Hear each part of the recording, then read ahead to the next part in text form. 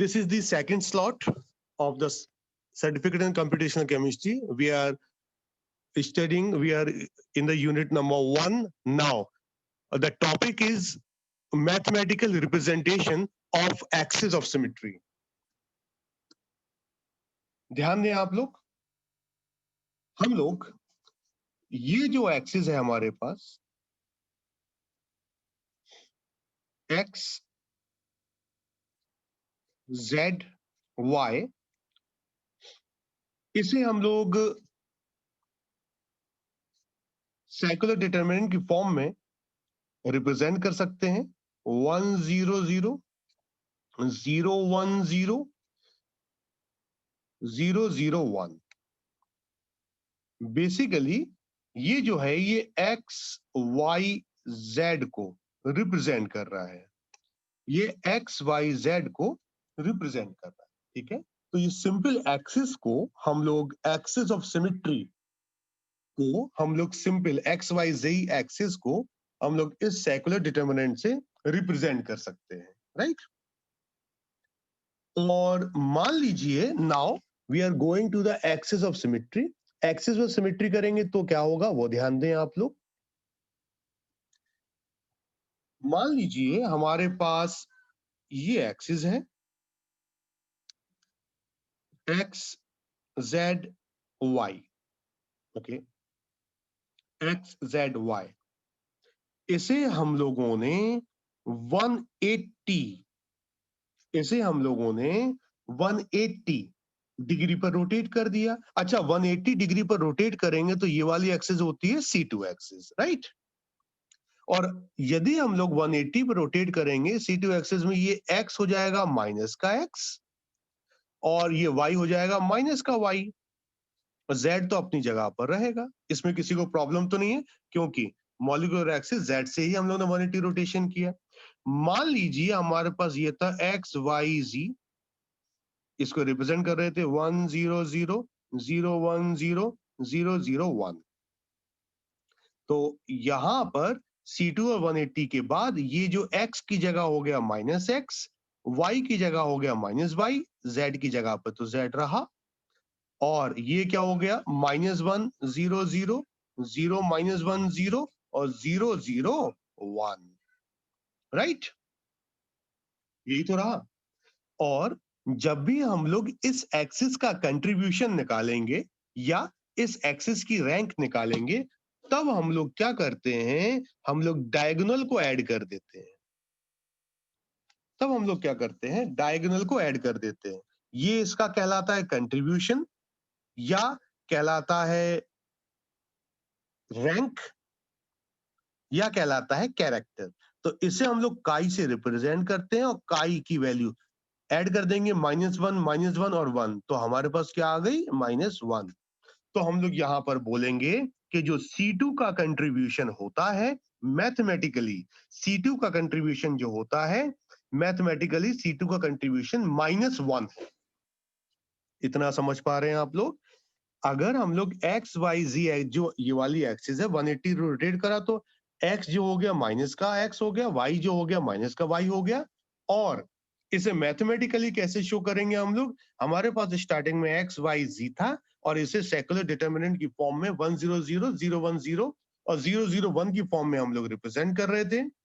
जब इसे C2 rotation दिया हम लोग ने, तब हमारे पास x की जगह -x, y की जगह -y और z की जगह -z, सॉरी z की जगह z ही रहा क्योंकि z से तो रोटेशन कर रहे थे।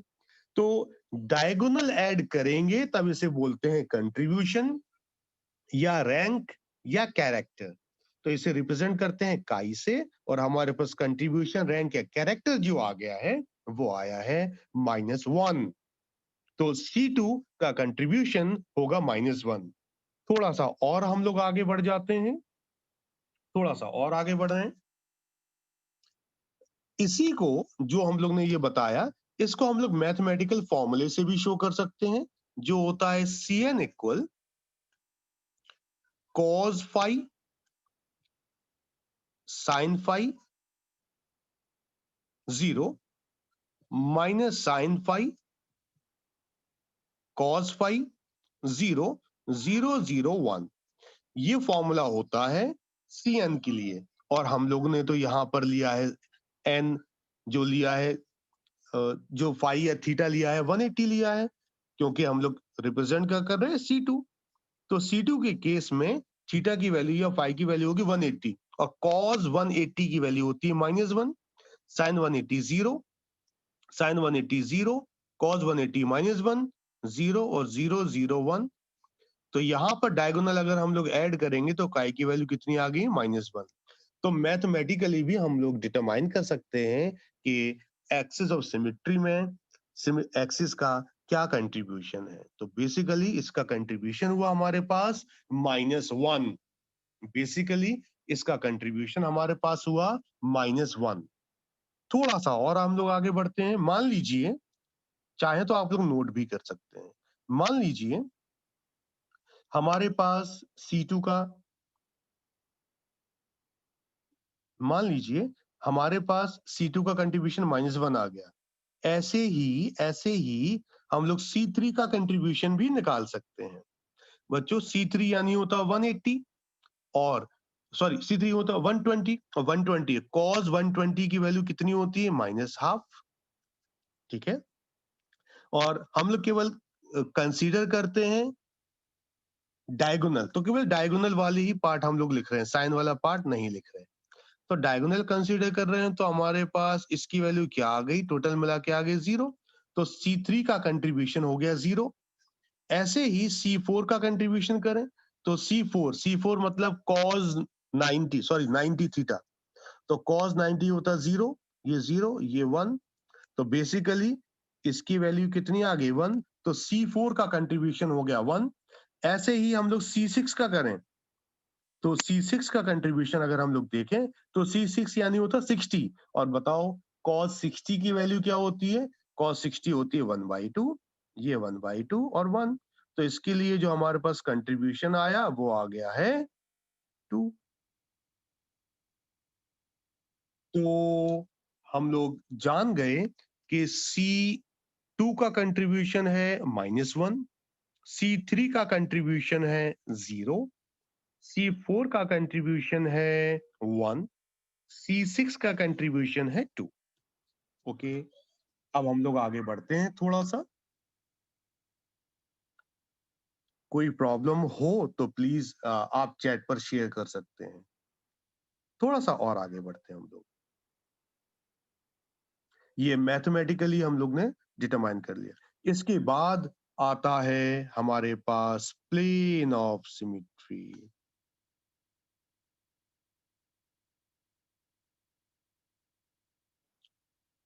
Plane of symmetry, okay. Plane of symmetry में हमारे पास 3 टाइप के प्लेन है। पहला है वर्टिकल प्लेन,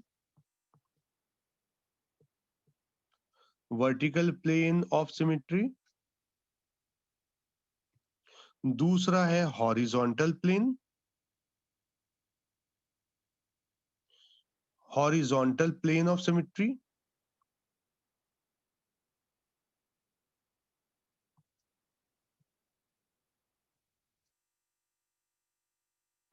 और थर्ड हम लोग पढ़ेंगे स्पेसिफिक कंडीशन में, उसको कहते हैं dihedral plane of symmetry, dihedral plane of symmetry. Okay, ये 3 टाइप्स के प्लेन हम लोग पढ़ेंगे। चलो कोशिश करते हैं। और कोई भी प्लेन जो होता है on the basis of principal axis से डिफाइन किया जाता है। कोई भी प्लेन जो होता है on the basis of principal axis से डिफाइन किया जाता है। जैसे वर्टिकल प्लेन है, वर्टिकल प्लेन को रिप्रेजेंट करते हैं हम लोग सिग्मा वी से, इसे रिप्रेजेंट करते हैं सिग्मा एच से, और डायहेड्रल प्लेन को हम लोग रिप्रेजेंट करते हैं सिग्मा डी से। ठीक है, तो बेसिकली अब ध्यान दें आप लोग, बेसिकली वर्टिकल प्लेन है क्या। सिग्मा वी को डिफाइन करने के लिए हम लोग कहते हैं the plane with the principal axis, the plane with the principal axis. ये याद रखना, the plane with the principal axis called vertical plane. हम लोग कहते हैं the plane perpendicular to the principal axis, perpendicular to the principal axis, इसे हम लोग कहते हैं सिग्मा एच। हम लोग कहते हैं the plane with the principal axis, ऐसा प्लेन जो प्रिंसिपल एक्सिस से होकर जाए ऐसा प्लेन कहलाता है, ऐसा प्लेन जो प्रिंसिपल एक्सिस से होकर जाए ऐसा प्लेन कहलाता है वर्टिकल प्लेन। जबकि ऐसा प्लेन जो जबकि ऐसा प्लेन जो प्रिंसिपल एक्सिस के परपेंडिकुलर होता है ऐसा प्लेन कहलाता है, ऐसा प्लेन जो प्रिंसिपल एक्सिस से परपेंडिकुलर होता है ऐसा प्लेन कहलाता है हॉरिजॉन्टल प्लेन। और जो सिग्मा डी है वो भी वर्टिकल प्लेन है लेकिन स्पेसिफिक कंडीशंस में, उसको हम लोग अलग से एक्सप्लेन करेंगे। तो चलो शुरू करते हैं विद एग्जांपल लेके। तो ध्यान दीजिए आप लोग, सबसे पहला हम लोग मॉलिक्यूल लेते हैं H2O मॉलिक्यूल।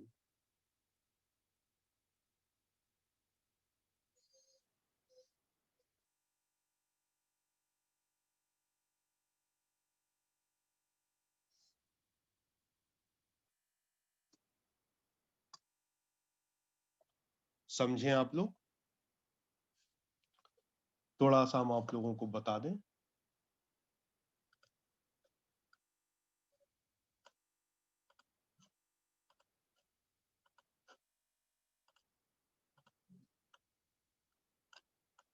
देखो बच्चों ये है H2 मॉलिक्यूल, ठीक है, H2 मॉलिक्यूल।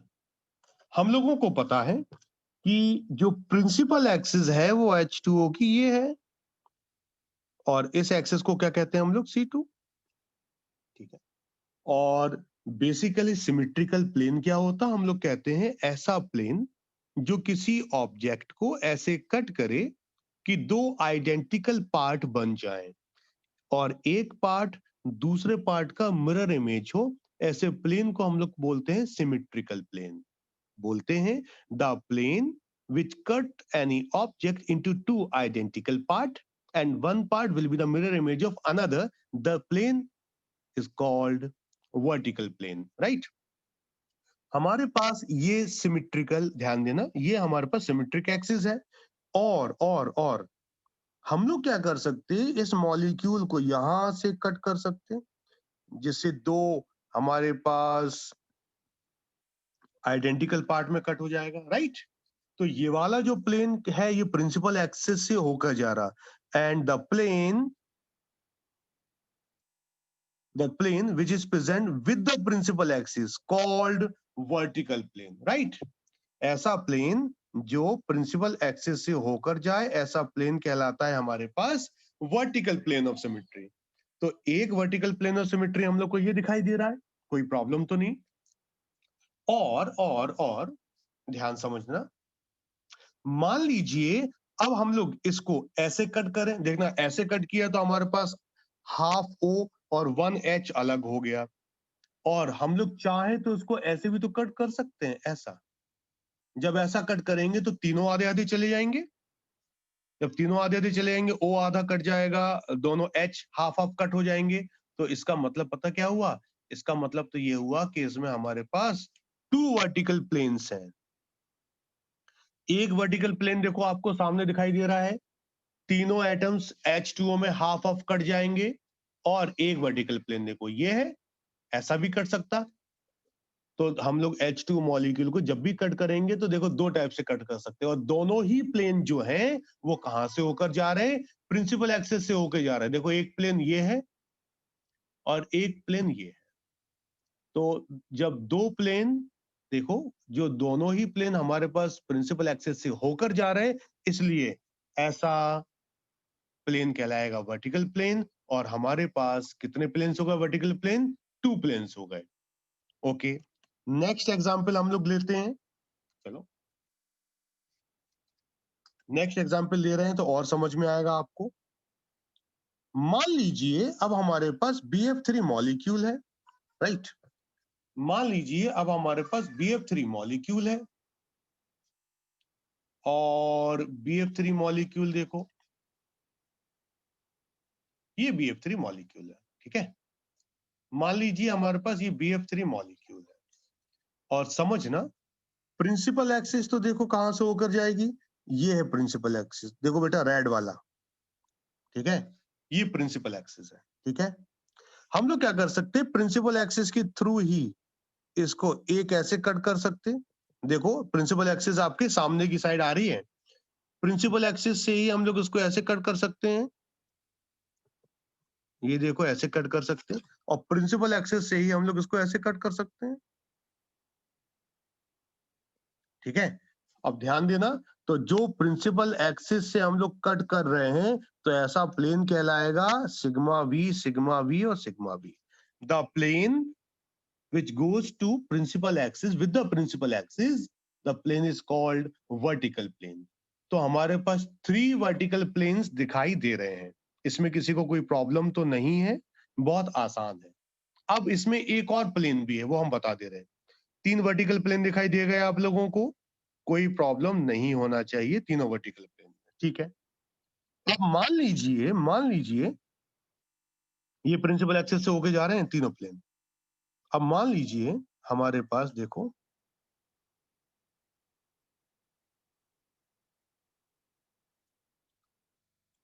अब ध्यान देना,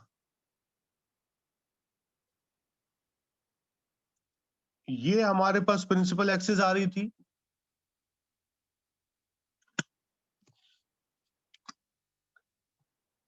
ये हमारे पास प्रिंसिपल एक्सिस है, राइट, ये प्रिंसिपल एक्सिस आ रही थी हमारे पास, और इसको हम लोग क्या करें, ऐसे कट कर दें। जब ऐसे कट करेंगे मॉलिक्यूल को, तो चूंकि ये प्लेनर मॉलिक्यूल है, इसलिए सारे के सारे atoms half half half half cut जाएंगे, हाफ, तीनों F हाफ हाफ कट गए, बीच वाला जो Br था, सो B था, वो भी आधा कट गया। तो ये देखो, और कितना एंगल है, 90 का। तो ऐसा प्लेन, येलो वाले की बात कर रहे हैं, ऐसा प्लेन जो प्रिंसिपल एक्सिस के परपेंडिकुलर होता है, ऐसे प्लेन को हम लोग बोलते हैं सिग्मा एच।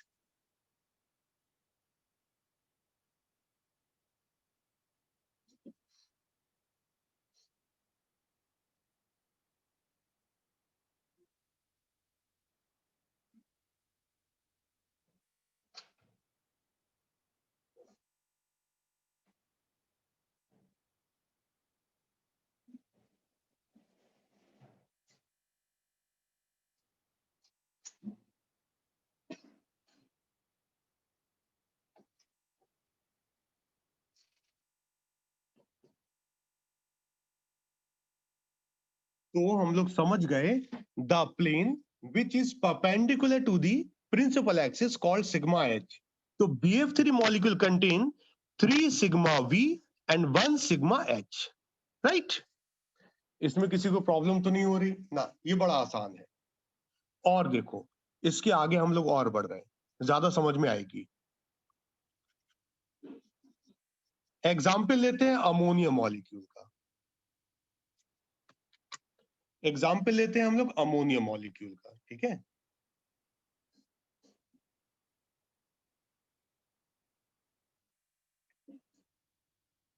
एग्जाम्पल लेते हैं हम लोग अमोनिया मॉलिक्यूल का, और देखो भाई जरा, अमोनिया मॉलिक्यूल, देखिए अमोनिया मॉलिक्यूल ये होता है, ठीक है। और प्रिंसिपल एक्सिस अमोनिया मॉलिक्यूल की कहां से जाएगी, यहां से गई, ये प्रिंसिपल एक्सिस अमोनिया मॉलिक्यूल की, और एक्सिस ऑफ सिमेट्री यहां पर है C3, ठीक है। अब ध्यान देना आप लोग, ध्यान देना आप लोग, हम लोग क्या कर सकते, समझना,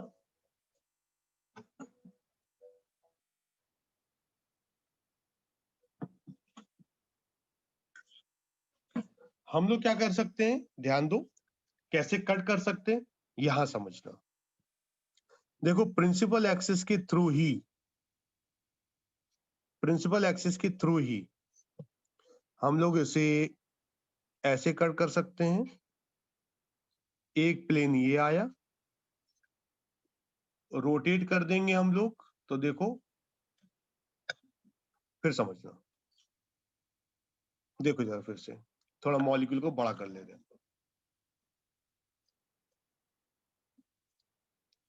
समझना, अगर हम लोग मॉलिक्यूल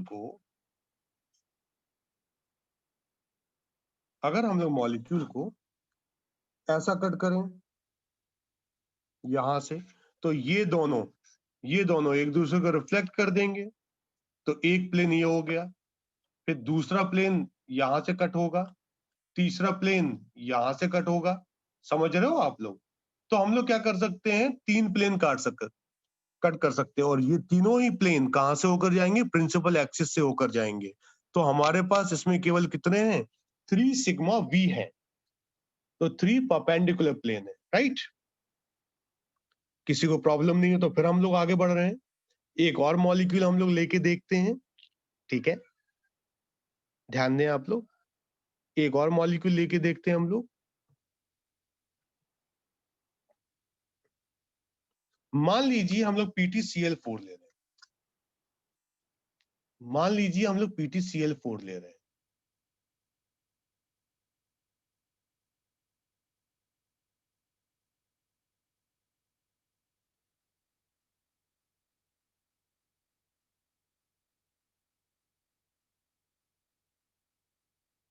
अच्छा, PtCl4 लेने से पहले हम लोग चलो PCl5 लेते हैं।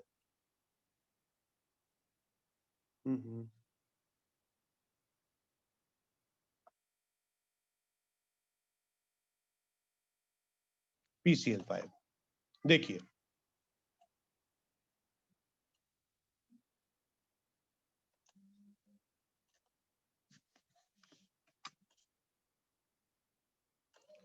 देखिए बच्चों, PCl5 मॉलिक्यूल हमारे पास ये है, राइट।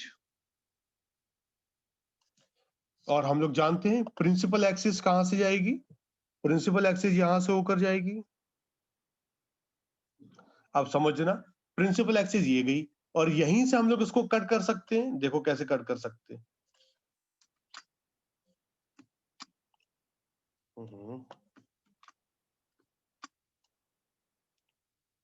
ध्यान दें आप लोग, एक हम लोग कट कर सकते हैं यहां से,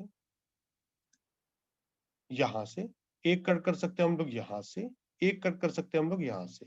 मतलब एक्सियल बॉन्ड से हम लोगों के पास प्रिंसिपल एक्सिस से 3, हम लोगों के पास एक्सियल बॉन्ड से 3 हम लोगों के पास क्या होगा,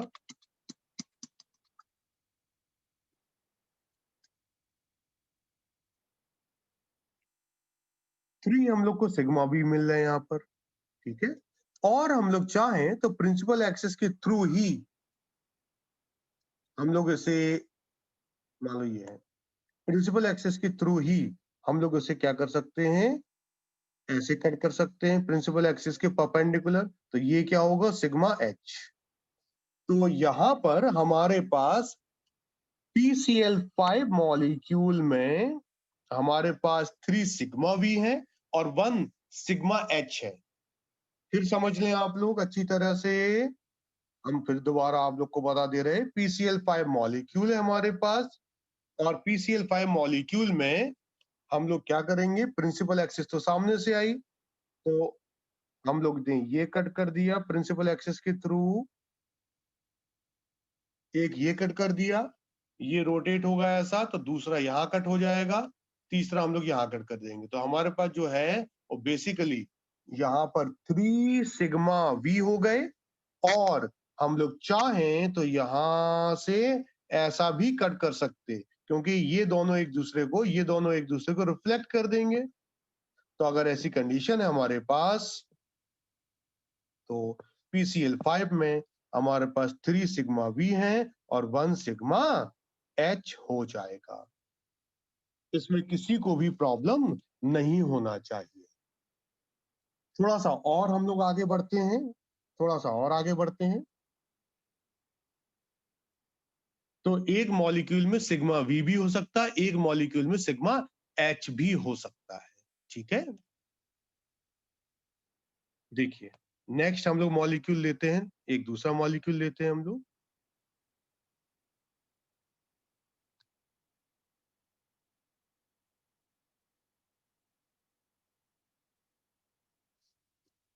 देखिए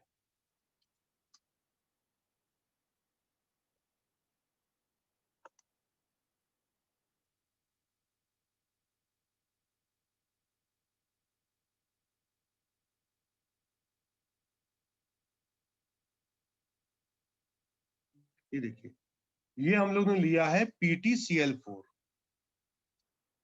और PtCl4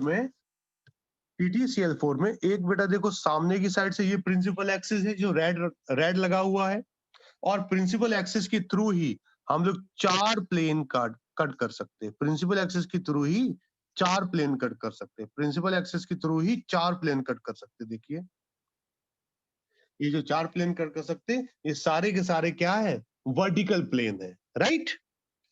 ये सारे के सारे क्या है, वर्टिकल प्लेन है। 4 इसमें वर्टिकल प्लेन्स हैं, इसमें कोई प्रॉब्लम नहीं हो रही होगी क्योंकि प्रिंसिपल एक्सिस सीधे से गई है। और समझना क्या हुआ, ये देखो हमारे पास ये है प्रिंसिपल एक्सिस, ये है प्रिंसिपल एक्सिस। हम लोग चाहें तो प्रिंसिपल एक्सिस के परपेंडिकुलर भी इसको कट कर सकते हैं, और प्रिंसिपल एक्सिस के परपेंडिकुलर कट करेंगे तो ये क्या हो जाएगा हमारे पास, सिग्मा एच। तो ऐसा प्लेन जो प्रिंसिपल एक्सिस के परपेंडिकुलर होता है, ऐसा प्लेन कहलाता है horizontal plane. The plane which is perpendicular, the plane which is perpendicular to the principal axis, the plane is called horizontal plane. तो हम लोग ने अच्छी तरह से डिफाइन कर लिया कि हॉरिजॉन्टल प्लेन क्या है और वर्टिकल प्लेन क्या है, ठीक है। अब हम लोग देखना चाह रहे हैं अब हम लोग देखना चाह रहे हैं, इसमें कोई प्रॉब्लम तो नहीं है ना। हम लोग समझ गए हॉरिजॉन्टल प्लेन क्या है और हम लोग समझ गए वर्टिकल प्लेन क्या है, ठीक है। एक और एग्जांपल लेके देख लेते हैं हम लोग, चलो। मान लीजिए हम लोग एग्जांपल ले रहे हैं,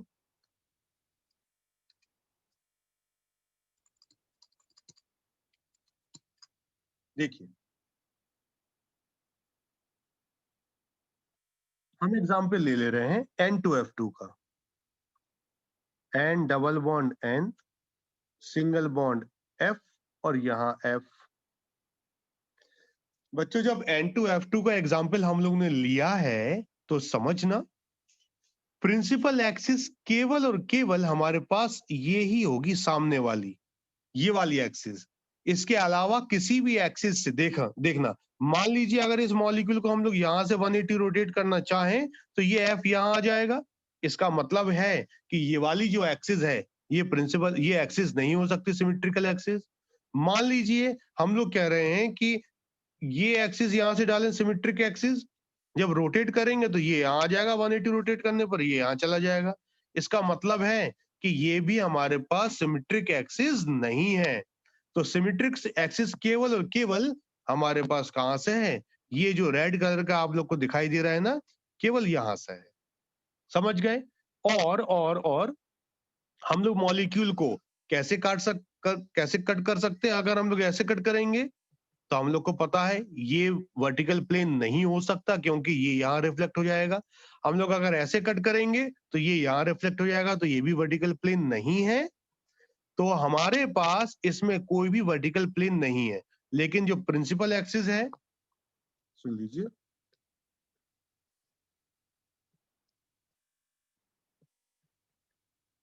जो प्रिंसिपल एक्सिस है वो यहां से होके गई।